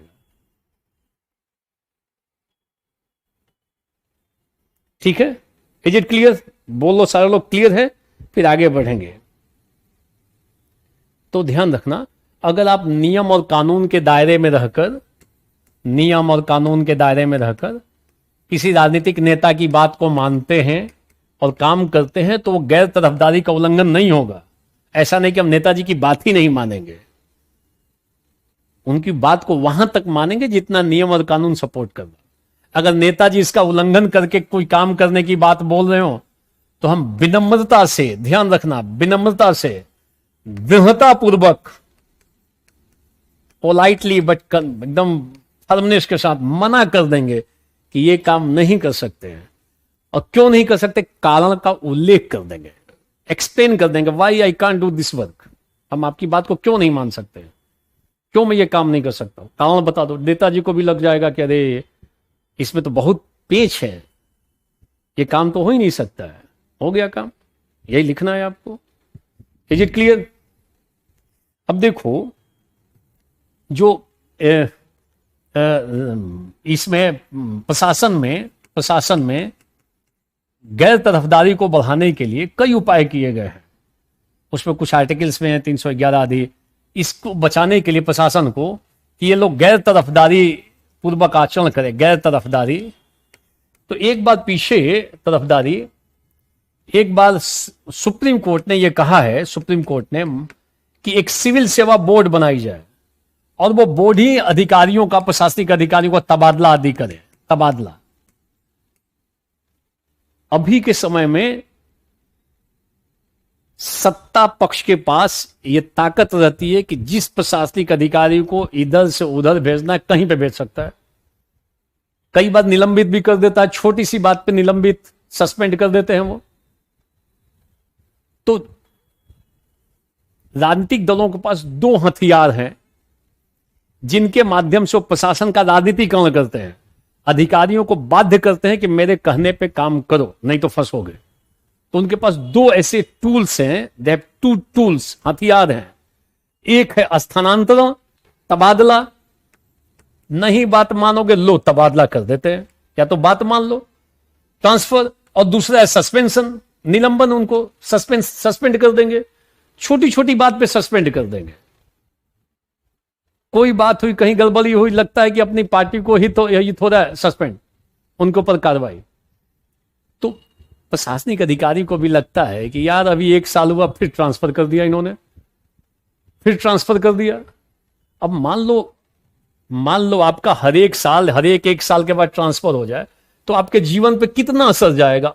और मान लो आपके बच्चे, मान लो एक स्कूल में पढ़ रहे हो, 1 साल अभी पढ़ाई को उठा के वहां से 200 किलोमीटर दूर फिर ट्रांसफर, फिर बच्चों का एडमिशन आप वहां ले जाकर कराते हो, वहां जैसे ही एडमिशन कराए बच्चों को फिर ट्रांसफर।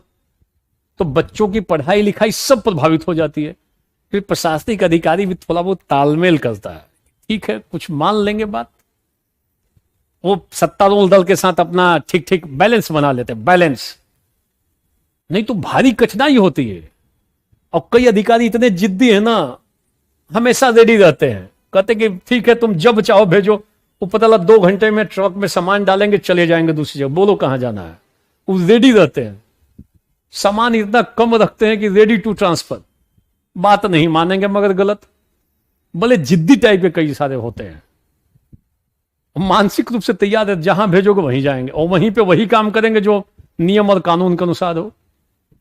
तो 55 से अधिक बार तबादला हो चुका है अभी अशोक खेमका का, नेट पे जाकर देखना, Ashok Khemka senior most officer है हरियाणा कैडर के। 55 बार किसी का हो जाए, क्या उसके लाइफ पे बीतती होगी। पीछे उन्होंने कहा कि मुझे इतना पैसा क्यों देते हो, उनको ऐसी जगह पोस्टिंग कर रखी है, काम ही नहीं है, उनके पास काम नहीं है और वेतन उनको ठीक ठीक मिल रहा है जो वेतन है। बोलते कुछ तो काम सौंपो मुझे। तो सरकार भी काम सौंपने से पहले डरती है कि जिस काम में हाथ डाला इन्होंने, किसी ने कुछ भी काम मानेंगे ही नहीं, कहेंगे नियम से काम करेंगे हम, तो उनको संटिंग पोस्ट, संट कर देते हैं सब। ऐसा कई अधिकारियों के साथ होता है। तो एक प्रशासनिक अधिकारियों को ग्रिप में लेने के लिए सत्तारूढ़ दल 2 काम करता है। थोड़े से, जब बात नहीं मानेंगे तबादला कर देंगे, जब बात नहीं मानेंगे सस्पेंड कर देंगे। तो सुप्रीम कोर्ट ने कहा है सरकार से कि आप एक सिविल सेवा बोर्ड बनाइए, जो आईएएस आईपीएस जैसे अधिकारी हैं इनका कम से कम 2 साल के पहले ट्रांसफर मत कीजिए। 6-6 महीने में ट्रांसफर होता है। जहां ठीक से काम किया, किसी नेता के एंटी में कुछ हो गया, उनका घर को उन्होंने अतिक्रमण कर रखा है किसी नेताजी ने, और वो गए अतिक्रमण दूर करने के, नेताजी के मकान पे भी हथौड़ा लगा दिया, बुलडोजर लगा दिया। नेताजी की ताकत इतनी, अगले दिन ट्रांसफर, विदा। जाओ भाई, हमारा मकान भले ही अतिक्रमण में बना हो, अब टच कैसे कर दोगे? नेता हैं हम, फलाने जगह के हम ये हैं। तो फिर प्रशासनिक अधिकारी भी थोड़ा बहुत तालमेल कर लेते हैं। Is it clear? अरे इतना पढ़ लोगे विक्रम यादव, मेरा नोट्स ले लो और आईएएस का सवाल देखो। हमारा क्लास कर रहे हो तो कुछ नोटिंग करते रहो, थोड़ा थोड़ा प्रिंटेड नोट्स को पढ़ लो। उसके बाद आईएएस का सवाल देखो कि आईएएस का सवाल बनना चाहिए। उसके बाद 2.5 लाख वाले कोई पढ़ने वाले, उनको 2-4 लोगों को थोड़ा ग्रिप में ले लो, कॉन्फिडेंस आ जाएगा। इतना बहुत है। ऐसा ये भी तो पता चलना चाहिए कि कोई आपसे आगे नहीं भाग रहा है, वो भी आपके हैं, अंडर में है, कोई दिक्कत नहीं है। तो आपका कॉन्फिडेंस बूम करेगा कि नहीं, ये पेपर तो मैं कर लूंगा। ये भाव पैदा होना चाहिए, उसके लिए जरूरी है। कई बार गांव में बैठे हुए को लगता है कि जो दिल्ली जाके 2.5 लाख दिया है वो हमसे ज्यादा तेजी से आगे बढ़ रहा है, तो पहले उसी को ग्रिप में ले लो। अब भले ही गांव में बैठे हो, उससे क्या अंतर पड़ता है?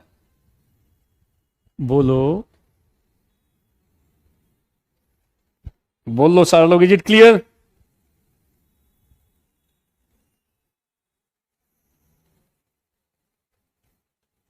Is it clear? Yes, Satyam Mishra भी बोल रहे हैं, और लोग भी। नाम पढ़ने से पहले निकल जाता है। ओके, वैष्णवी त्रिपाठी। देखो, राजनीतिक दलों के संगठन का भी आप सदस्य नहीं बन सकते हो। संगठन का सदस्य हो इसका मतलब आप राजनीतिक दल से अपने को जोड़े हुए हो। वो नहीं, आप व्यक्तिगत तौर पे, निजी तौर पे कुछ कर सकते हो, सार्वजनिक तौर पे तो करोगे तो फंसोगे, फिर तो एक्शन हो जाएगा। ये ध्यान रखना आप।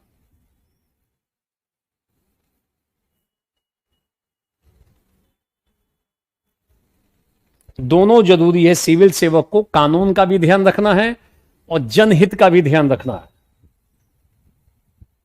और कभी कभी लगे कि कानून जनहित पे प्रहार कर रहा है, तो कभी कभी कानून के एंटी में भी काम कर देगा और उसको माना जाएगा कि ठीक है। आगे पढ़ेंगे इसको डिटेल से, शेष पक्षों को कल देखेंगे। Thank you. आप पढ़ो, पढ़ो, सवाल देखो, चीजें अनुकूल हो जाए।